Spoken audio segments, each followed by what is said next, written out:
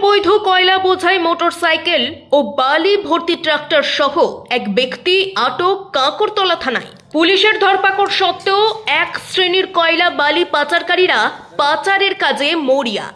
পুলিশের চোখে ধুলো দেওয়ার লক্ষ্যে কখনো রাস্তার গতিপথ পরিবর্তন তো কখনো অতি সন্তর্পণে ঝাড়খণ্ড সীমানা ব্যবহার করে আচমকা এলাকায় ঢুকে পাচার করা। এরূপ বিভিন্ন তথ্য কাঁকরতলা থানার ওসি গোপন সূত্র মারফত জানতে পারেন এবং সেই মোতাবেক জাল বিস্তার করে অভিযান চালাতেই মেলে সাফল্য। জানা যায়, বৃহস্পতিবার রাতে কল্যাণপুর রসা সড়কের উপর অভিযান চালানোর সময় কোনো চালান ছাড়াই 100 ঘনফুট বালি বোঝাই একটি ট্রাক্টর সহ গাড়ি চালক ভীম বাগদিকে আটক করে। ধৃতকে শুক্রবার দুবরাজপুর আদালতে তোলা হয়।